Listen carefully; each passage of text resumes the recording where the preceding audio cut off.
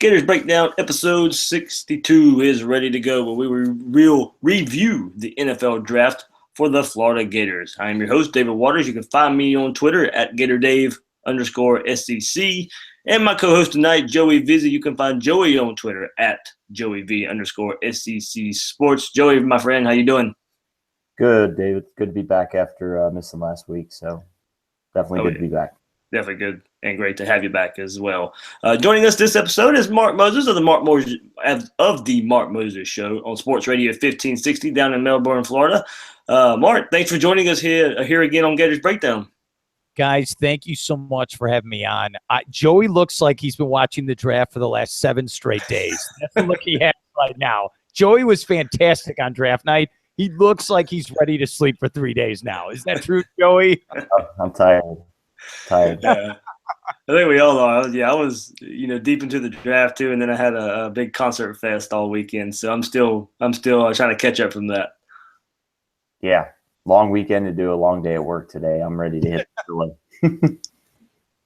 So, Mark, how's it been going for you lately? It's been a while since we've had you on. Yeah, I came on. I think when was it? I think right around the conference championship games. I think that's the last time I came on, around the FSU, SEC, kind of like that.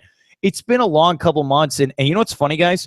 Spring ball went around. It went like that. It was quick. Yeah. I know it's hard with media where you don't get to see most of the practices, and we saw that spring game, but I had both you guys on my show to recap the spring game. It went fast, man. I can't believe we're now finished with the NFL draft, and now we're kind of in that dead period after signing day and spring ball. So it's been going real fast here in 2017. It's time to start getting creative with talk now. So, yes. What were you about to say, Joe? I think I cut you off there. I just said that I had a 5-year-old birthday party at my house with 40 people on Saturday. So trust me, putting it together and taking it down, and that was a weekend event in itself. So I'm ready to just catch up on a good night's sleep tonight. I don't think I haven't got more than 6 hours of sleep in like the last 4 days. So. There we go. All right, we'll dive into this NFL draft talk. But before we do, remember, you can find all your Gators Breakdown episodes of the past. We just recorded another draft show last night where Bill Sykes and I, or mainly Bill, because I was still catching up from the concert thing, but dove into some analytics and numbers of how important stars are, 4-star, 5-star, all those good rankings there and how that translates to the NFL draft. But remember, you can find all those episodes on SoundCloud, iTunes, and YouTube. Just search on those sites or get the links by following us on Twitter at Gators Breakdown and on Facebook as well. Just search Gators Breakdown, share the show if you like it, leave a review, rate on iTunes. So, guys, the Gators had 8 draft picks from this in this 2017 NFL draft. Jared Davis in the first round, Marcus May, Quincy Wilson, Tease Tabor in the second round, Alex Anzalone went in the third round. David Sharp, 4th round. Caleb Brantley off the board, going to Cleveland in the 6th round. And Joey Ivy also went in the 7th round. So this marks the 4th time since 2010 and 7th time in U.S. history that 8 Gators were selected in the draft. Alabama had 10 picks, the most in the SEC, 2 more than Florida. Only Florida, Alabama, Ohio State, and LSU have had at least 5 players drafted in the first 3 rounds. Overall, Florida has had 51 first-round selections in its storied history and has totaled 16 first-round picks since 2007. That is 3rd most among all schools nationally, only behind Alabama and Ohio State. So, guys, going into the draft, many thought that the Gators had 3 potential first-round picks: Quincy Wilson, Tease Tabor, Jared Davis. As it turned out, Jared Davis was the only player selected in the first round when he was selected 21st overall by the Lions. We know the reason Tabor slipped in the draft. His 40 time, pretty terrible, at that pro day and the NFL Combine. I was still kind of surprised by Quincy Wilson slipping like he did. It wasn't too long ago we were hearing he was the top corner prospect in the draft, and then we get to draft night and 8 cornerbacks were taken before Quincy Wilson was selected. I never saw that coming. Once some defensive back names started getting called, I expected to hear his name at any moment, but then it took 8 before we heard his name called. He was picked 14th in the second round, overall 46th picked by the Indianapolis Colts. 3 Washington Husky defensive backs, but before Quincy Wilson. And I was kind of astonished at the drop. So, Joey, am I making too much of the Quincy Wilson drop? No, not really. I mean, I was actually just as surprised as you were. Who would have thought that Marcus May would have been the first defensive back off the board? You know, I was blown away that obviously we knew about Tabor falling, you know, talked about the 40 time, but, you know, Chad Wilson, Quincy Wilson's father, had a cryptic tweet, you know, before the first round started that he, you know, expected his son to go a lot higher than people thought he would. So we thought maybe that he was hinting at a possible late first round grab, you know, by the Green Bay Packers or, you know, by the Dallas Cowboys later in the first round. But, you know, day one came and went by, and Quincy Wilson was still there. And then obviously, you know, come Friday, Marcus May was the first name off the board, and we were just all, you know, we were excited and happy. You know, I'm so happy for Marcus. I think he's had just an extremely awesome career at Florida. He's gotten better every single year he's played. You know, he never regressed. He only got better. And I believe that if he did not break his arm, you know, later in the season, he probably would have been stuck into the end of the first round. So, you know, obviously the Quincy Wilson thing surprised me, but that's okay. I think where he was drafted is still fine. I mean, it's not, you know, if you go in the first 2 rounds of the NFL draft, you're a pretty damn good football player. So, you know, I wouldn't make anything of it. Speaking on the Caleb Brantley thing, you know, him falling to the 6th round of the Cleveland Browns, I tell you what, if that is found to be inconclusive or, you know, him not guilty or whatever, and the Browns retain him, I think that could be the best draft pick of the year. I mean, you basically get a first, 2nd round talent at a, you know, on super discount, blue light special. And, you know, I also think that Joey Ivy was a good pickup too. Yeah. You know, a late round pickup. And how about Alex Anzalone going to the Saints in the 3rd round? If Alex Anzalone could stay healthy, I think he's going to play in the NFL for 12 to 15 years. I think he's spectacular. You know, we know the talent is just awesome with Alex Anzalone. You know, he just had injury problems pretty much his entire time at Florida, unfortunately. And we never really we saw glimpses of what his worth was, but we never really got to see a full season of it. And I hope that he stays healthy in the NFL, because I really think that he can make several Pro Bowls in the NFL if he stays healthy. But I think the Lions drafting Jared Davis and Tease Tabor says that they love the Florida Gators defense and they want to play that brand of football. And I'm really looking forward to see what the Detroit Lions defense looks like in the next couple of years. Yeah, I think that would be exciting to see too. Seeing 2 Gators there, 2 big time, big name Gators there. Mark, you can widen your scope out nationally a good bit on your show. You know, you kind of have to when you reach to your audience, but you also key in on Florida. You know, kind of what, you know, looking at that kind of scope and nationally, I mean, what was the reputation of this Florida, you know, 8 guys getting drafted on a team that has won the East the past 2 years? You know, Jim McElwain has found a way to use some Will Muschamp recruits and win with them. With this, you're being, you know, more of a national, the NFL, and seeing the national pundits out there. What can they look at, or what is being said when 8 Gators go off the board?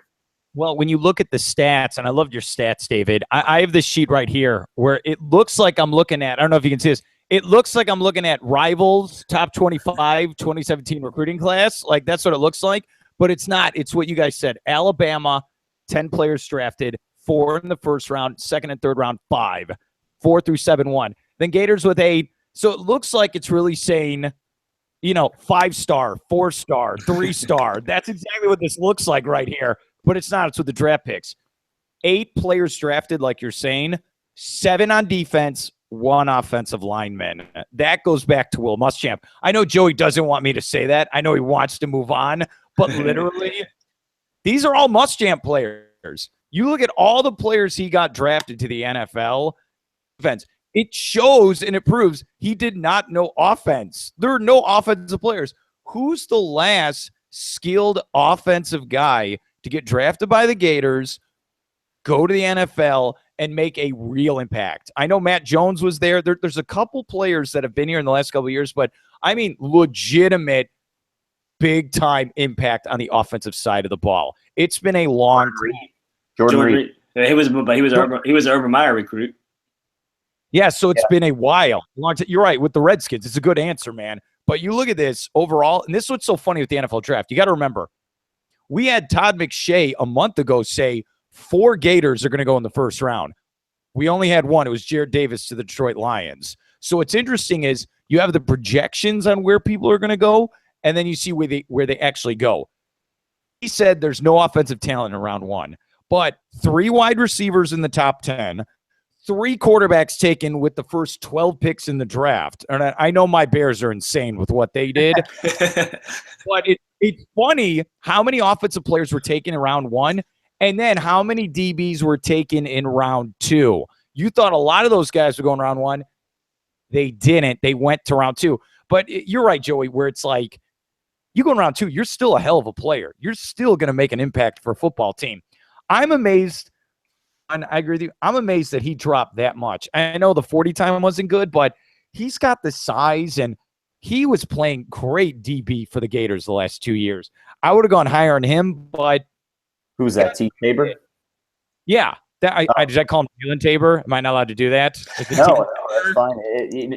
You said 2 years, 3 years, Mark. He's been playing for 3 years. He's been a 3-year starter. Yeah, because you remember on signing day for him to go to the Gators. So it's just interesting. And you forget, look, Dominique Easley gets drafted, and you look at, Vernon Hargraves III. There's so many players that got drafted on defense. That's why the job that the Gators defense did over the last 4 years is phenomenal. It really is. With no offensive help and all these guys get drafted, it's amazing what they accomplished at the University of Florida. It's actually quite depressing, and I kind of want to slip my wrist right now because if you think about it, Mark, and David, if the University of Florida had a competent quarterback in the last 4 years, I mean, Florida could have ripped off 2 or 3 natties in the last couple of years. I mean, Florida's defense the last 2 seasons under Jim McElwain was so good. If Jim McElwain didn't have a piece of junks playing quarterback for him the last 2 years, outside of Will Grier, I mean, the sky's the limit. So the ceiling is the roof, according to Michael Jordan. So, it makes me really upset to see what defense was wasted the last 4 years at Florida. And then you just look at, I made a joke on Twitter last week. I said, don't let all this, distract you from the fact that it's 2017 and Florida still doesn't have a starting quarterback. So it's just it's a bad joke, and it's a sad joke because I just can't, like you said, this draft proves how ridiculously good of a defense Will Muschamp put together and how ridiculously of a bad offensive classes he put together and player development. I won't even say that he didn't recruit good offensive talent, because he did. David, you can attest to this. Driscoll was a 5-star. His guy, he kept him around. He got big offensive lineman names. I mean, you just look at some of the offensive linemen that he recruited that never really lived up to the hype because the player development just wasn't there with Will Muschamp. And I'm convinced now that he basically just wanted no part of the offense, and he just basically just went through the motions with the offensive side of the football. And I believe that hiring Charlie Weiss still to this day set the football program back many years. What's fascinating also on top of that is when you look at Muschamp, Sports Illustrated did an article where when he recruited Derrick Henry out of North Florida, he told him, come to Florida, play defense because you have the body, and I'll get you drafted to the NFL. You would believe Will Muschamp. If you look at what he's done, Henry would have played defense and probably would have made the NFL. He just was so dumb. He didn't realize that he was a Heisman Trophy candidate running back who could win a national championship. That's what I think of Muschamp. He tells one of the best running backs, go play defense. There's mixed stories on that. And David, I'm sure you live close to Yulee, so you could attest. There's people that say that's true, and there's people that say that that's just kind of made up. So I don't know what to believe. Like I said, I hear both sides. But the fact that Derrick Henry grew up a Gator fan his entire life, and that was his dream school, and he wanted nothing more than to be a Gator. And the fact that he chose to go to Alabama over Florida, I mean, that right there is Will Muschamp's career at Florida in a nutshell. Yeah, it's and we were going to go that route with this show, and I'm glad you guys did. I'll give him credit. He knew how to build a defense, and talking about Will Muschamp through recruiting, and it is evident in the last 2 NFL drafts. Vernon Hargreaves, Keanu Neal, first round last year, and we already mentioned the names: Jared Davis, Marcus May, Quincy Wilson, Tease Tabor, all in the first 2 rounds this year. And I'll give him credit for evaluating talent. But these players, specifically the ones from this past draft, still had to be coached, still had to be developed, still had to be put in the right spots by Jim McElwain, Jeff Collins, Randy Shannon to succeed. Jared Davis didn't play a lot under Will Muschamp. Marcus May, as you mentioned, Joey, got better every year under the current coaching staff, especially these last 2 years. It was good for him, to be able to come back and play his senior year and improve his draft stock so much. Quincy Wilson, there were still questions about him going into Jim McElwain's first year of how good of a player he could be. And he's shown to be, a little bit better probably than Tease Tabor when it's all said and done. So, it's while Muschamp, yes, he identified these guys. He brought them in. I still think the job that McElwain, Collins, and Randy Shannon did to improve these guys, to make them first-round, second-round picks, to me, that speaks more than to what Will Muschamp did just to get them here. Let me throw this out for you guys real quick. I've been wanting to ask you this for 2 days now. You look at these defensive backs in the SEC. I don't think the quarterback play in the SEC is that good. And I don't think anyone can really throw the ball. And look, these are still 5-star, 4-stars type athletes playing defense. But when they go to the NFL, everyone can throw the ball at that level. It's going to be 500 times faster, and you're not taking out South Carolina. That's fake news. Not everybody can throw the ball in the NFL. But you know what I mean? It's competent quarterbacks. Yeah, I know what you mean. But you know what I mean? It's when Matt go on. Yeah, we've heard that. And Brian Hoyer and Sam Bradford and all these guys are starting in the National Football League, and Mark Sanchez is starting at games, and then you got guys like Jared Goff going number 1 overall. Mark, that's fake news. Not everybody can throw. It's fake news. Also, and this is what I like with Joey is Myles Garrett went number 1 overall, and Joey had great stats where you look at what he did. It was all against big teams. I know. I tweeted those out a couple months ago, and it's against the likes of UTEP and Rice where he dominates. And then I think half of his sacks came in non-SEC competition, and the other half came in SEC. So, half of his big-time stats came against, weaklings of the group of 5 schools. Yeah, I'm sorry, Mark. Go for it. Oh, go ahead. I was just going to say I'm not going to pile on Myles Garrett. I've done enough of that. But Myles Garrett's a good player. I won't say that, and I did tell I said that to Mark on air. When I was on a show last week. But Myles Garrett is not worthy of the number 1 overall pick. To me, to be the number 1 overall pick, you have to be a transcendent talent that's going to change the face of a franchise, basically. And I don't believe Jared Goff was that last year. I don't believe Myles Garrett was that this year. I was on the fence about Jadeveon Clowney. I thought he could be, but I just didn't see it at the time. But I thought he had the chance to be.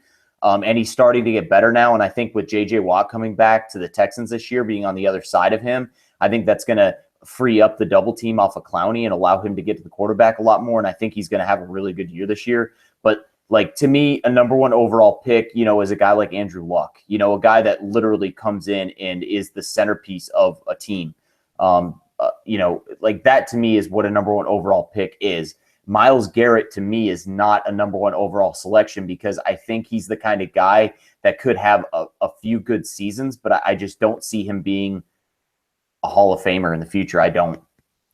Mark, I'm glad you brought that up. We'll go back to kind of what we were talking about with the defensive backs playing in the SEC and where the quarterback play is not best.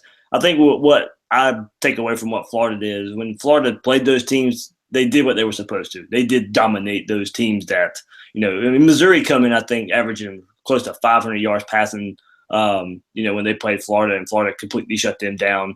It was just, at least Florida was least Florida's DBs led by Wilson and Tabor and May did what they were supposed to do. You know, besides the one game against Tennessee this past year, where they kind of just completely fell apart in the second half, and you might could say some overconfidence played a part in that after being so big up at halftime. But you know, besides that was really probably the only time you could point to where this Florida Gator defensive backfield didn't live up to its reputation. And you know, comparing different conferences, it was a kind of a neat stat where, you know, Washington was the first school in the common draft era, and that's since 1970, with 3 second-round defensive back picks in the same draft. And the same night, the Gators joined them with May, Wilson, and Tabor, who were also selected in the second round. So, you know, was there a little bit, you know, did Washington's, and that kind of maybe goes to your point, did Washington's guys get a little bit more hype and a little bit more, I guess, provenness because they played against better quarterback play, I guess you could say, back in the Pac-12? It is a good point. They absolutely did. The Pac-12 is throwing the ball every single play. And it goes back to Texas A&M. Every game they played, it's 45-35 for some reason. That's what it always feels like, where there's all this scoring on. But no, if you look at Washington, also playing 40-30 type games, and their DBs were being challenged more. But if you go to the Gators players, it goes back to that defense we were saying before. You have to be on your game every play. Because if you look at the pressure that Gators D, if they screw up and give up 3 touchdowns, they might lose the game because they're thinking, oh, no, Luke Del Rio's our quarterback. We can make a play. This is the problem here. Especially like I'm trying to think, is it the Arkansas game? That was one of those games where it's like, we cannot score on offense. What are we going to do? And we're on the field. That's the pressure of doing that. But look, it's apples and oranges. Like, you play in the SEC, you play in the Pac-12. Just go get drafted, get in the right system, and see what you can do. That's what it needs to be. And if you look at the 2 players that went to Detroit, you know, Tabor and Davis, hey, you're going to go against Aaron Rodgers twice a year game, all right? And, you know, back to Joey, you're absolutely right. There are some bad quarterbacks in the NFC or overall. They're on the Bears. They're on the Vikings. We can keep going if you want. But there are some good quarterbacks, and you have got to be on your game. You have to. And by the way, I'll throw this out there as well. Florida would have beaten Washington this year. I just want you to know that. That would have been my pick. I think the Gators could have beat him in that game. Yeah, I don't know how Washington would have scored. I agree. I really don't. But I going back to your point, Mark, about the Pac-12. I mean, you know, obviously with all the defensive backs, you know, coming out, you know, the Pac-12 they throw the ball. So obviously a lot of the coaches out west are starting to recruit defensive backs, heavy. The number 1 pick in the draft next year is going to be out of USC, Sam Darnold. So, you know, and the number 2 pick might be that kid, Falk or whatever his name is, out of Washington State, out of that air raid system over there with Mike Leach. So I really, really, really think the SEC is coming up on quarterbacks. Obviously, you know, you got a good quarterback in South Carolina now. You got 2 good quarterbacks at Georgia. Mississippi State has a pretty good quarterback. Ole Miss has a pretty good quarterback. So, you know, I mean, obviously Alabama has a pretty good quarterback. LSU, I don't know. Stidham at Auburn. So I don't know. Yeah, Stidham at Auburn. I mean, if Felipe Franks develops into a 4-star that he is, you know, you could legitimately say that 75% of the Southeastern Conference football teams have good quarterbacks, which is huge because it never used to be like that. If you want to go back to the days where, you know, the SEC was really dominating college football back in the mid 2000s to late 2000s, you know, it was Florida and Alabama and everyone else. You know, obviously LSU had Jamarcus Russell, but we know what kind of player he turned out to be. But it was Tim Tebow, and it was who else? I mean, there was Matt Stafford. Matt Stafford. You had 2 or 3 good quarterbacks in the entire conference, and that was it. And like I said, if everybody pans out to who they're supposed to be, I could see 10 to 12 really good quarterbacks in the SEC coming these next 2 years. And to me, what that's going to do is that's going to kind of get more offensive players out of the SEC drafted, and maybe it's going to cause a few SEC defensive players to fall a little bit, you know, out of the first round, maybe into the 2nd and 3rd round. But, you know, I'm really excited for the direction the SEC is going. I think that they knew their shortcomings offensively over the last 10 to 15 years since basically Spurrier left for South Carolina in 2002. And or for the Redskins, before South Carolina. And I think the SEC has kind of collectively gotten together and said, hey, we need to catch up to the rest of the country. Everybody else is throwing the ball all over the parking lot. The NFL is turning into a throw fest. We need to start really putting some points on the board and really start, showing out offensively like the rest of the country is. And I think the SEC is heading in that direction. Granted, I don't think any conference outside of maybe the ACC overall is as good as the SEC as far as talent, top to bottom. I mean, we can look at the ACC and look at teams like Florida State and Clemson, even teams like Virginia Tech and, guys like that. But Big Ten, very top heavy. You got 2 or 3 really good teams in the Big Ten and everybody else. The SEC, a lot of parity in the SEC, a lot of parity in the Pac-12 this year. They want to say it was a down year for the Pac-12, and yeah, it might have been, but there were some pretty good teams out west this year. There was no really one great team. I guess Washington was the flag holder for the conference, but USC turned out to be a pretty good team towards the end of the year. And we saw what they did to Penn State in the Rose Bowl, which might I add, that was one of the best bowl games I've ever seen.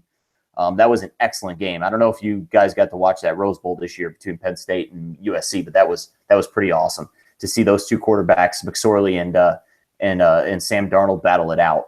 And I tell you what, that Sam Darnold he's something special, and he has a chance. Yeah, he has a chance to be the next great one. And I'm really looking forward to USC this year. And I love now the direction that college football is going in general. I love the parity. I like that teams are playing each other in the beginning of the year. I mean, that Florida State-Alabama game, Mark, come on, man. That's going to be probably a 1-2, 1-3 matchup, the first game of the season. Florida, probably a top 15 team against Michigan, probably a top 7 or 8 team this year. So I just love the way college football is doing these first weekends. Obviously, you got a whole offseason to prepare for these huge games and the hype buildup. And it's a showcase to see who's going to be drafted in 2018, and I love it. You guys ready for a little bit of trivia question? Yeah, what do you got, buddy? So you may have followed this, but I'm not sure if you have or not. So, who was the first player selected that played high school football in the state of Florida? Okay, what is this, like 1920s question? Like, no. Just past the 2017 draft. Okay. It was late. There was nobody picked in the first couple rounds that played high school football in the state of Florida, actually. Yeah, in the first round, nobody. In the first round since 2009. Was it in the first round? So you're asking me who the first player was picked this year? Speaking to that stat, there was no player who played high school football in the state of Florida picked in the first round. Was it okay? So you're saying who was the first one this year to be picked? Yes. In the 2017 draft, who was the first player selected that played high school football? Marcus May? Almost. Ooh. It would have been the pick before him.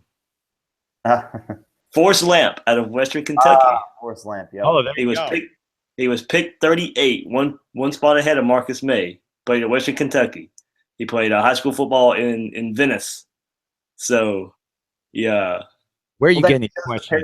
That's the parody of college football now. It's the parody of college football, yeah. No, I just saw the stat. The Florida high school has a Twitter feed, and they tweeted out after the draft Thursday night that there was no first-round picks that played high school football in the state of Florida. And then when Forrest Lamp was picked, he was the first one, and Marcus May was right behind him, the pick behind him at 39. You're in your guys' neck of the woods. So it was. I thought that was a pretty interesting stat. It wasn't none in the first round, and it wasn't a high name, a well-known name guy who was the first pick who played high school football in the state of Florida.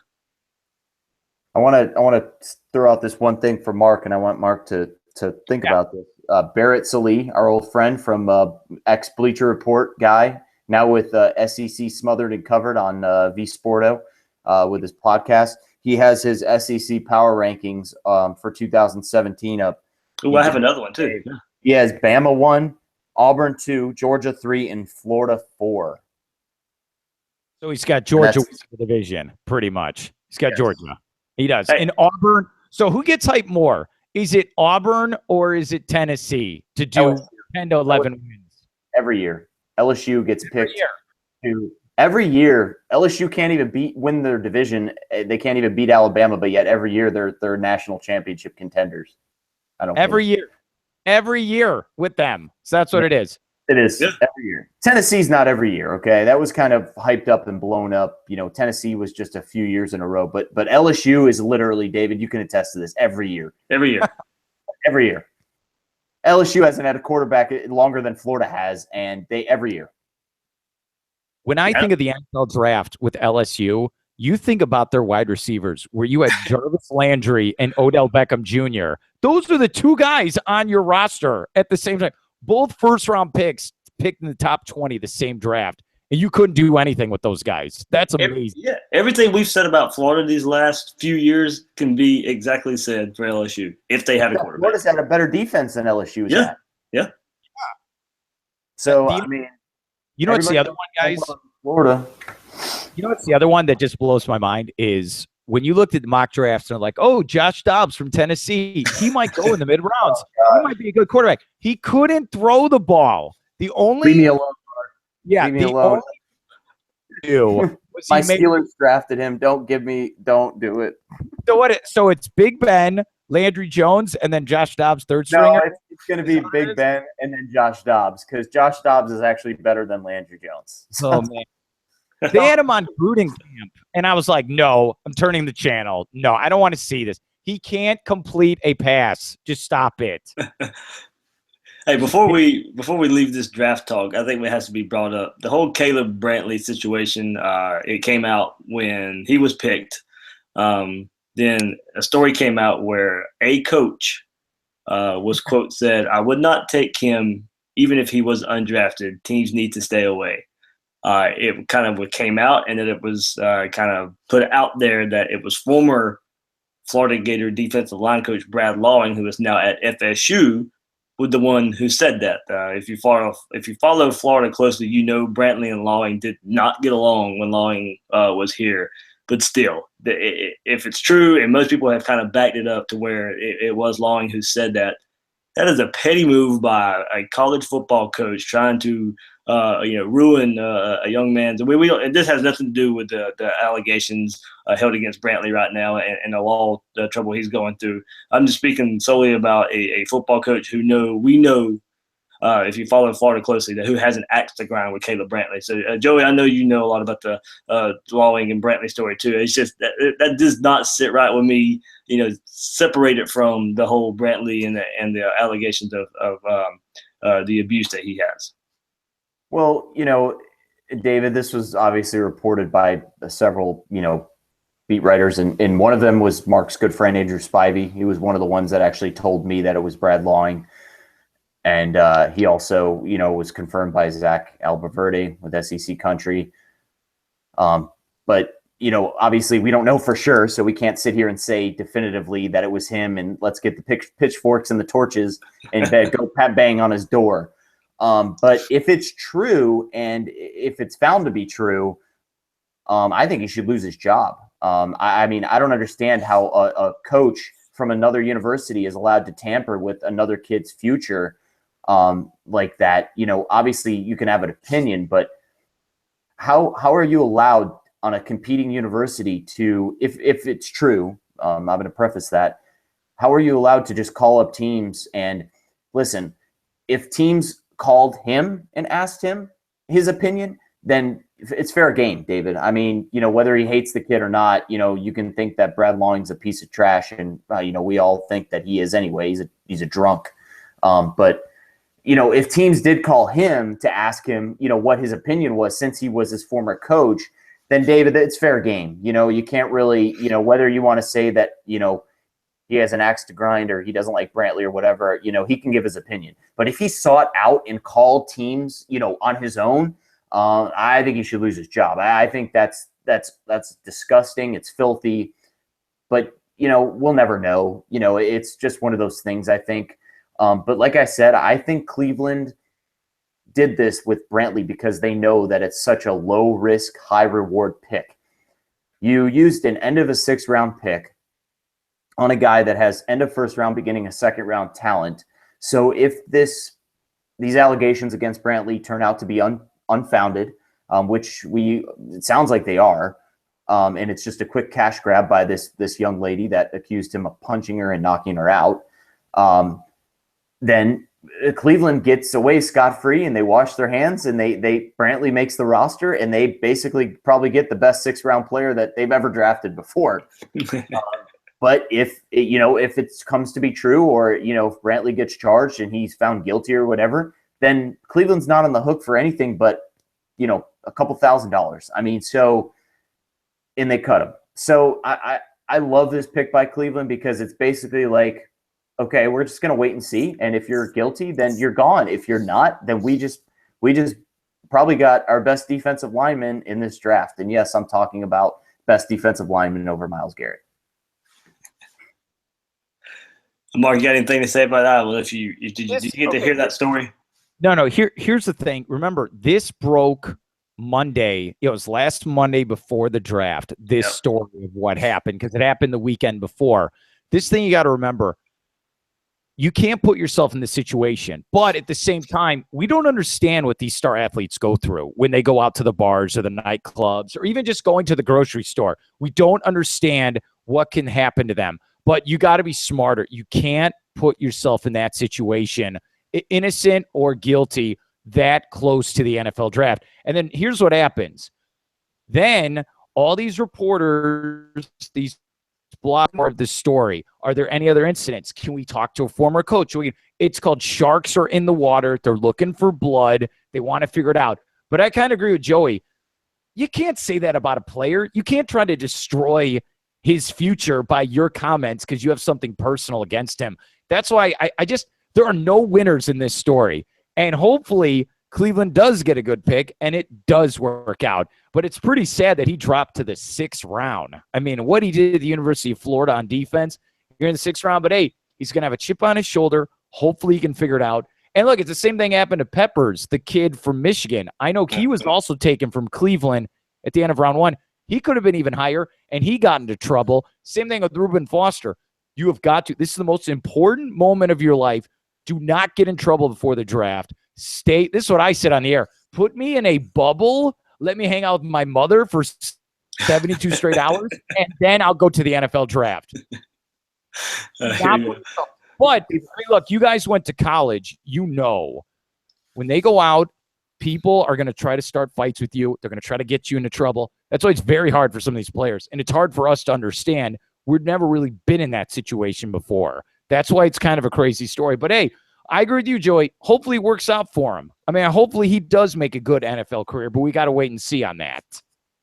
Yeah, I mean, situation out of Ohio State. I mean, that's another serious situation, right before the draft. But he was obviously taken still, early. So, obviously in the 1st round, we just don't know what his situation is either. But like you said, Mark, these kids have targets on their backs when they're about to get drafted. Unfortunately, the world we live in, everybody's looking for a quick cash. Everyone wants to get rich quick. Everyone wants it now.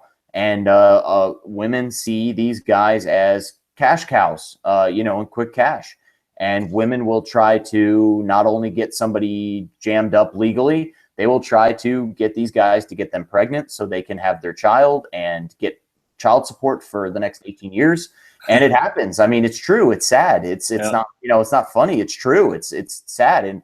And that's the world we live in. And now with the sensitivity of society towards violence against women, with how sensitive we've become, via social media, and with the Ray Rice situation, which kind of started it all. And then the Joe Mixon thing, it's like you're stuck between a rock and a hard place because you want to feel bad for, the alleged situation, but yet I'd say there's plenty of times where these are faked. These are faked situations. And then you're like, well, you get people with the pitchfork mentality, with the mob mentality that want to ruin these kids' careers. But yet, even when there's no proof that something actually happened, obviously with, sexual assault allegations and domestic violence allegations, those are taken very seriously. But there are times where these guys are completely innocent and they're being taken to the cleaners for, to try to get money quick. People see an opportunity to get these guys in trouble and say, from reports, this young lady already tried to settle with Caleb Brantley prior to the draft, monetary settlement, so she wouldn't press charges. That to me, within days of an incident happening and you try to settle monetarily, and then reportedly Caleb Brantley turned down the settlement, that to me should set off red flags about her story. I mean, everybody wants to, oh my God, you touched a woman, you allegedly touched a woman. Let's ruin your life. And I'm a father, I'm a husband, I have a sister. And if anybody touched my wife or my sister, bad things would happen. But there are many situations, David and Mark, where these things are lied about. They're fake. They're women are trying to jam these guys up prior to them basically having the biggest financial moment of their lives. And I think from what I've seen about the Caleb Brantley situation, and what I've read and what I've heard, and the changing testimonies of the Gainesville Police Department and all that, I really think that Caleb Brantley's being taken to the cleaners in this situation. All right. We'll move on to hopefully some lighter notes here, but yeah, we'll definitely keep an eye on that Caleb Brantley situation, and hopefully he can continue his football career. So, Mark, you mentioned you had Joey and I on after spring practice to talk about and wrap up Gators spring and what we saw from the spring. But while we got you on, we'll get your opinion as well. We had a kind of an expectations show a couple weeks ago after spring, and it kind of seems like the expectations of these Gators heading into 2017 have kind of risen a little bit after spring. Do you see that as well? ESPN released their post-spring top 25, and after having Florida not ranked in the last rendition of Mark Slayball's post-spring top 25, he has Florida now at 21. So do you kind of see that? Most people kind of have Florida around, in between 10th and 15th when we did our show a couple weeks ago. I have the Gators winning the East Division again. I'm voting for them. They're going to win it again. And this is what's interesting. You look at their schedule. A lot of home games this year, a lot of them. That's what I like about this schedule. Even Texas A&M is at home. Tennessee is at home. And this thing with the Georgia Bulldogs, I like their quarterback, but until they beat the Gators, I'm not taking them seriously in this East Division. They have to beat the Gators before they do anything. That's what I keep thinking about Georgia. I really don't care what these other guys think of their preseason rankings. I actually live in Florida, and I watch this team, and I cover them every day. There is more depth on the offense than there's been in a decade. I like the wide receivers, but it's like Joey said, you got to make sure they have a quarterback that can get them the ball. And this is my bold prediction, guys. I want 1,200 yards from Jordan Scarlett. That's what I want. I want him to be big time. And I know you got P. Ryan, right? I know you have him as a backup, but I want it to be the Jordan Scarlett show. I really do. I think there's finally depth on offense. And maybe the Gators defense doesn't have to be on the field for 35 minutes a game. I like it. And you know what? I think they could beat Michigan as well. I think they're going to be in that game. And go back to the draft. Michigan had how many players drafted? 11? 12, I think, 12? Yeah. They had 12 players, and they couldn't beat Florida State in the Orange Bowl. They couldn't beat Ohio State. 12 players drafted. They're going to have a new quarterback. They're going to have a lot of new people as well. I like the Gators. Now, look. There's going to be some growing pains this year, but the expectation in Gainesville is to get back to Atlanta. Isn't that what it should be every single year? That's what I like. I'm taking the Gators. I know I'm on Gators breakdown. I know, but I understand that part, but I'm taking the Gators. I am. We're not playing 20. This is what we got to remember. 2016 is over. It's done. We got to go to 17. This happens every year. In August, we preview the season, and we're just going over the storylines that happened last year. Yeah. It's a new year. I want Felipe Franks to start for the Gators. I don't want them to bring in anyone else. I don't want to transfer. I've done that the last 2 years. It didn't work. I want a young quarterback to play every game, and even if the backup has to play, I want one of these young guys that they recruited to play, and I want to see them play. Even if we lose some games, let's get this ready for the next 2 or 3 years, and let's go win the division again. That's what you need to do if you're the Gator fan. Make sure you develop the offense. I think there's depth, and I want a big year from Jordan Scarlett. That's my take, man. Yeah. Joey, what was your quick thought? I know you wanted to get in here, but Mark Slayball kind of has Florida a little bit lower than everybody else. Yeah, I mean, let's not forget. Mark Slaybaugh is a Georgia guy. Okay? Yep. And he has been known to have a few homerisms in the past, leaning towards the University of Georgia. So I'll say this: I think his preseason ranking is a little biased. So, but it doesn't matter anyway. People could put out all these preseason polls, and the only one that matters is the one at the end of the season. So, I think that Florida needs to decide on a quarterback at the beginning of fall camp. I think it needs to be Felipe Franks, like Mark said. I think that Florida does not need to set out a goal to win the East again this year. I think Florida needs to set out a goal to win the SEC championship. You've been to the SEC championship and gotten run out of the building 2 years in a row. It is completely unacceptable. If you have a healthy quarterback this season, one that's been on the roster for a year and a half now, it'll be coming this season. I think that with the offensive weapons, like Mark was saying, with the depth that hasn't been there in a long time, the defense, obviously losing some, but shouldn't fall off too bad. I think you got to win the SEC this year, not the SEC East. I think if you go back to Atlanta again, David and Mark, and you get blown out of the building again by Alabama this year, I really think that McElwain's going to be feeling the heat going into 2018. I think you have to show up. You can't get blown out by Alabama again. Exactly. And not only Alabama, like you just said, David, I think Florida has to beat Florida State this year. This is 4 years in a row now, guys. I mean, you got Florida State with two starting new running backs. Delvin Cook is gone, who's been Florida's nightmare for the last 3 years. And he's gone. Florida State lost their best pass rusher in DeMarcus Walker.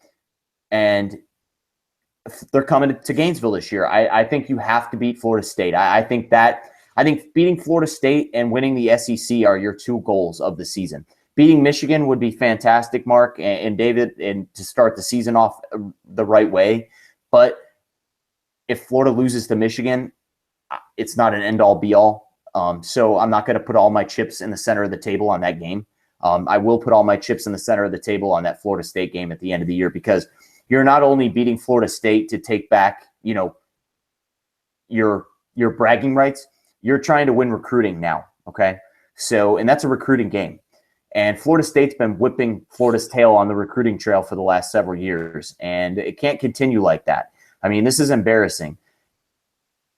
Bo Fisher's a really good coach, but he's not that great of a coach, okay? There's no excuse that Florida State has beaten Florida this many years in a row. And I don't think it's going to continue this year. I think that Florida does win. And I think Florida wins big, too. I think Florida makes that game a statement game. And I'm going to call it now. I'm going to call it right now in May 1st. I think Florida wins by 2 touchdowns against Florida State in November. So, and I have that game circled. I know, Mark, we had talked, remember, in the offseason last year about the Tennessee game that was circled on our calendar. I have that Florida State game circled this year, Mark. Can we go to both games? No, Tennessee's going to get run out of the building this year. They're not. This is a revenge game for Florida, and they have a new starting quarterback, and they lost several of their best players on defense and offense. So I got Florida winning that game actually handily against Tennessee. The thing with the Michigan game is, I agree with you. It's like, okay, you don't have to win, but you have to put up an effort. You can't get blown out. You can't get touchdowns. No, and I don't think it will be. And you know this with the new way that the college football playoff works is, if you lose that game neutral site against a top 10 opponent, that might help you. Like if you lose 27-24, then it's not the end of the world. But if it's like Florida State, Alabama, that is not good for everything moving forward with the season. Yeah. So, but I agree. All right, so we're going to Florida State. All right, okay, you buy the tickets. We'll go. Let's go, man. Yeah. If Jim McElwain loses to Florida State for the 3rd year in a row, and he limps into the SEC championship game the way he has the last 2 years, it's that seat's going to be cooking in 2018. Yeah, it is time to rebuck the trend at the end of the season for the Gators. So May 1st, I guess it must be May Fool's Day. I'll call it that, because before we sign off here, Matt Jones of Kentucky Sports Radio, quote on the Paul Feinbaum show today, "This will be the year that Kentucky beats Florida to end the 30-year losing streak. Ha, ha, ha. Ha, ha, ha." What in the world is this guy thinking? And this, I believe, is like the third year in a row he's made this proclamation. 2 years ago, when Kentucky had all that new stadium and they had the renovation and they were ready to beat Florida, and nope, that didn't happen in Jim McElwain's first year. So this guy's getting a lot of play today out there in the Twitter world by mentioning and calling out that Kentucky is going to beat Florida. Go ahead, Mark. All right, this goes to a bigger point. Why am I not on the Paul Feinbaum show talking to like, do you need a college education to go on there? You're too intelligent, Mark. You don't belong. I don't. Yeah, I agree. I don't understand. Now, look, Kentucky has put up a fight the last couple of years. They have. I mean, maybe not last year, but they have. They made it interesting. Hey, and they hammered Louisville as well at the end of the year. But they 30 years, man. 30 years. None of us have ever seen it before. That's why you're laughing right now. You've never seen it in your lifetime that they've beaten them. Never. I was 2. I was 2 years old.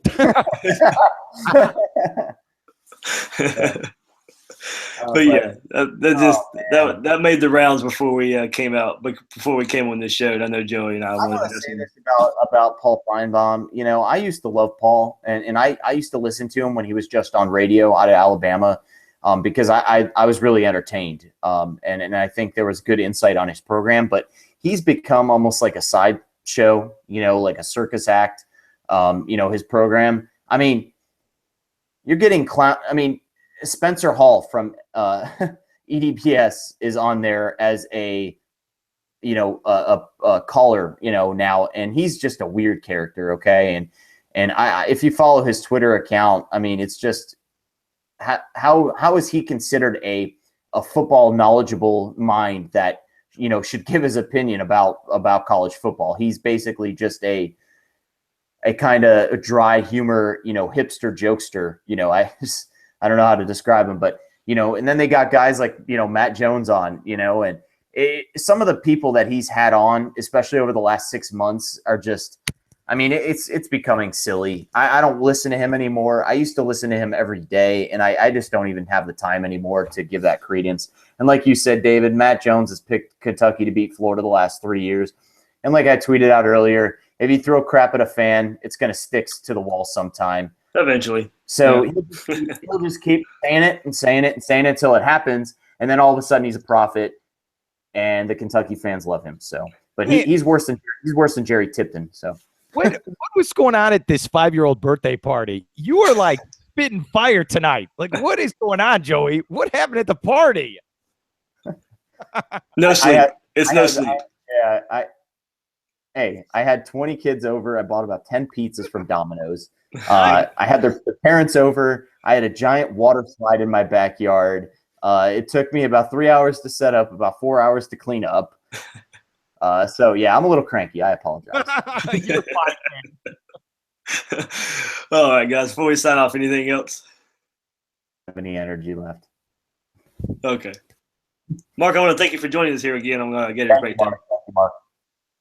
Yeah, man, anytime. And I want an invite to the 6th birthday party, okay? I want an invite on this water slide. David and I both want to go. We had a blast. The adults went down it, and it was fun. It was really fun. It was huge, too. It was really big. It was awesome. We had a blast, though.